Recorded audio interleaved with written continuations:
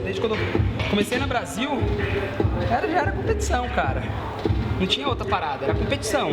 Então pra mim foram 7 anos de competição. Então hoje treinar sem ter o foco de competir é estranho. É estranho porque pra mim o CrossFit ele é competição, né? Ele é o todo, mas pra mim, Rodrigo Rocha, pessoa física mesmo, ele é competição. Então eu tô me adaptando ainda a essa nova questão. Não que eu não vá competir mais, né? Nada, vou competir ainda e tal, mas não em alta performance, né?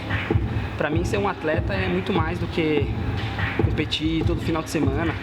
Ser atleta é seguir um planejamento, é seguir uma coisa que tem um pensamento, que tem um fundamento, tem onde você quer chegar, né? Não tem como você abraçar o mundo.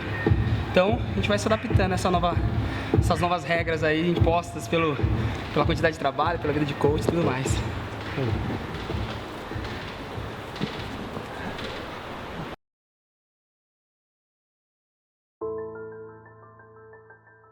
Meu nome é Rodrigo de Souza Rocha, tenho 32 anos, nasci em São Bernardo do Campo. A minha mãe foi uma pessoa que sempre trabalhou para casa, né? Então eu lembro desde pequeno, ela sempre estava junto com a gente, sempre ajudando a gente nas lições de casa, em tudo que a gente tinha que fazer, né? Sempre foi muito trabalhadora, sempre desenvolveu bem as funções que ela tinha que fazer, né, dentro de casa, então nunca deixou faltar nada pra gente em nenhuma situação. Então é uma pessoa que sempre me incentivou, desde o começo da minha vida, me incentivou a tudo, né? Trabalho, tudo, ela sempre me incentivou bastante. Meu pai sempre foi o cara que trabalhou fora, né? Meu pai trabalhava na Volkswagen, multinacional, né? Era preparador de máquinas, então eu lembro do meu pai, nunca teve preguiça de trabalhar, né? Sempre desenvolveu, sempre buscou, correu atrás de trabalhar. Então eu lembro na época da Volkswagen que ele trabalhava em 3 turnos, né? Trabalhava das 6 às 2, das 2 às 10, das 10 às 6. Então eu via meu pai às vezes de manhã, eu via meu pai às vezes à tarde, às vezes à noite. Então sempre lembro da imagem dele sempre trabalhando. Era uma pessoa que sempre ajudava muitas pessoas, né? Então eu lembro disso também, era uma coisa bem legal. Eu sempre participei muito com ele em várias coisas que a gente fazia, de ajudar outras pessoas, de passar no hortifruti, comprar um monte de legumes, um monte de coisa, entregar para tias minhas, para pessoas conhecidas que tinham dificuldade. Então a imagem do meu pai assim me inspirou muito para que eu conseguisse desenvolver tudo que eu tenho hoje assim na minha vida. Ele me ajudou muito mostrando o que eu tinha que fazer, né? Que a solução era sempre você trabalhar, sempre correr pelo lado certo. Então isso é uma coisa que me marcou bastante e que me ajuda até hoje, né? Em tudo que eu venho fazendo, eu sempre busco essa perfeição, porque foi ele e minha mãe me mostraram esse caminho, né? Então é muito importante para mim. A morte dele não foi disso, né? A gente estava em casa um dia, estava todo mundo em casa nesse dia, né? Parece que é aquela coisa que é para acontecer. E na verdade ele deu uma convulsão, né? Ele deu uma convulsão em casa e bateu a cabeça. A gente levou ele para o hospital. E aí no hospital ele já ficou internado e dali para frente ele já não voltou mais já, né? Então foi uma fase difícil aí.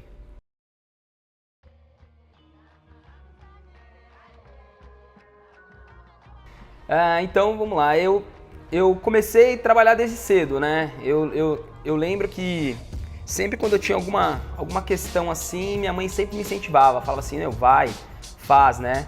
Eu lembro que eu acho que o primeiro trabalho que eu fiz assim, que eu ganhei um dinheiro por um serviço meu, eu acho que eu tinha na casa de uns 10 anos, eu acho, mais ou menos, que tinha uma senhora que ela tinha um ateliê e ela precisava que a gente lixasse algumas cadeiras, né? Porque ela tinha que entregar, fazer o estofado e a gente tinha que lixar as cadeiras. E que eu me lembro lá era em torno de umas 10 cadeiras, né? E aí foi eu e mais 2 amigos e a gente foi o meu primeiro trabalho, né? A gente lixou todas as cadeiras para ela, tudo, ficamos trabalhando acho que durante uma semana e aí ela pagou a gente. Então aquilo ali foi uma sensação boa, né? Você realizar um trabalho e receber. Então foi o start.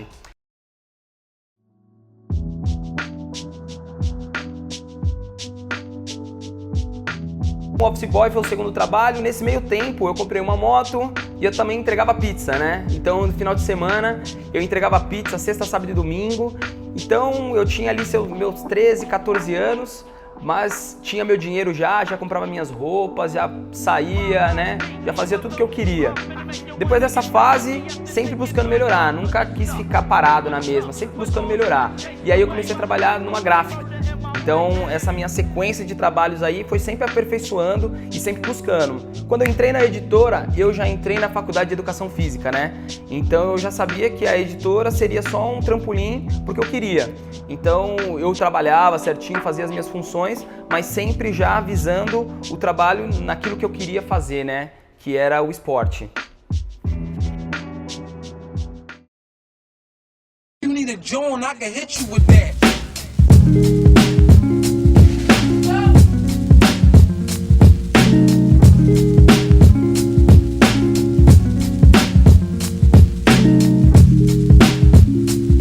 Os esportes eu pratico desde criança, né? Eu lembro até hoje, eu fazia uma modalidade no clube, né? No clube da Vox, que era atividade poliesportiva, que eram atividades onde você passava por todos os esportes dentro do clube. Então a gente passava por futebol, handebol, basquete, vôlei, natação. Então isso já me deu um estímulo muito grande, porque eu sempre gostei, sempre fui muito ativo. Depois disso, futebol, né? Ingressei no futebol forte, jogava. E aí, quando foi a virada mais importante assim para mim, foi a capoeira.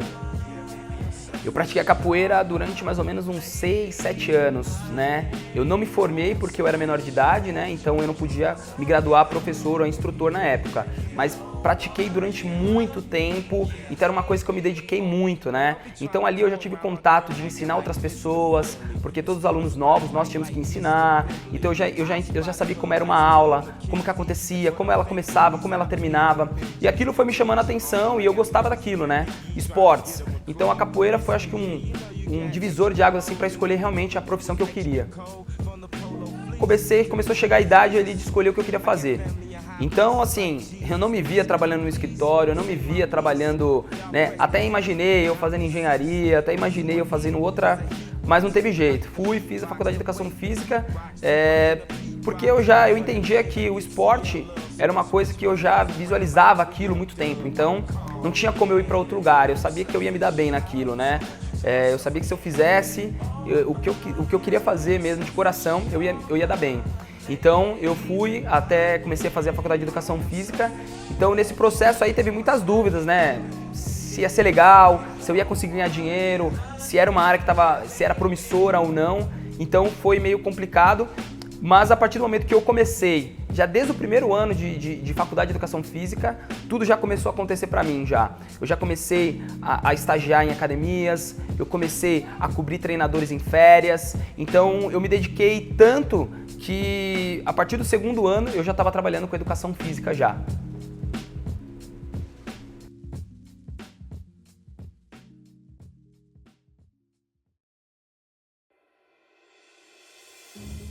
Aí eu fui efetivado, me formei, e aí chegou um determinado momento que eu quis fazer uma transição, né? São Bernardo, São Paulo. Porque eu conversava com muitos amigos que trabalhavam em São Paulo e a gente via que, por exemplo, o valor de hora-aula de personal, coisas do tipo, era muito diferente em São Paulo. Então eu falei, preciso ir para São Paulo. E eu visualizei, então, essa questão de trabalhar em São Paulo e, sei lá, dentro de um mês eu recebi uma proposta para vir para São Paulo, trabalhar numa academia que estava iniciando a rede dela, era do ABC, e estava iniciando a rede em São Paulo, né? Iniciando não, uma nova unidade, né? No bairro de Moema. E Academia For Life. E aí eu vim porque a expectativa era que todos os treinadores que entrassem, um deles seria coordenador geral, né? Seria coordenador da unidade. E eu queria aquele cargo, né? Porque eu vim estudando, nesse meio tempo eu já tinha feito o curso de gestão de academias, né? Então esse curso também já me ajudou a abrir mais a cabeça do que eu queria chegar. Vim, trabalhei, a gente entrou na academia, na For Life, todo mundo como professor, e depois de 1, 2 meses, eles me selecionaram como coordenador da unidade. Então foi legal, porque era tudo aquilo que eu imaginava, né, como ascensão profissional, chegar numa coordenação. Coordenei a academia, a gente conseguiu muitos êxitos na academia, a gente teve uma retenção de alunos muito grande e o trabalho foi melhorando. E até que chegou um momento que ele chegou e falou, Rodrigo, eu quero que você seja o coordenador das minhas 4 unidades. Então, daquele determinado momento, eu deixei de ser o coordenador da unidade da Moema e fui cuidar de 4 unidades. E foi muito bom porque meu crescimento, eu tinha muita responsabilidade com muitas pessoas, eu tinha muitos chefes de salas, professores, estagiários, então muita gente que eu cuidava, né? E então isso fez com que eu tivesse um tino de empreendedor muito bom, porque isso me ajudou futuramente. Então, depois dali, aí, só que nesse meio tempo eu conheci o CrossFit, né? Então eu era coordenador, eu estava bem estabilizado, eu desenvolvia a minha função lá, tinha que cuidar das academias, cuidar do número de alunos, desenvolver projetos, processos, né? Muitos processos que a gente implantava.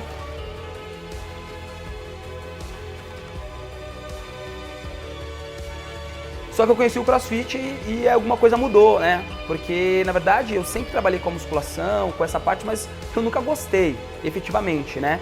Eu sempre trabalhei sim, mas nunca foi uma coisa que eu fui apaixonado. Eu gostava de esportes, gostava sempre de jogar bola, fazer esportes.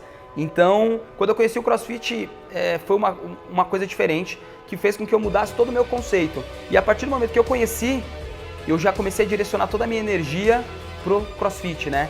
Então, até a chegada do CrossFit foi essa ascensão, e do CrossFit, do momento que eu conheci, mudou, virou a chavinha total.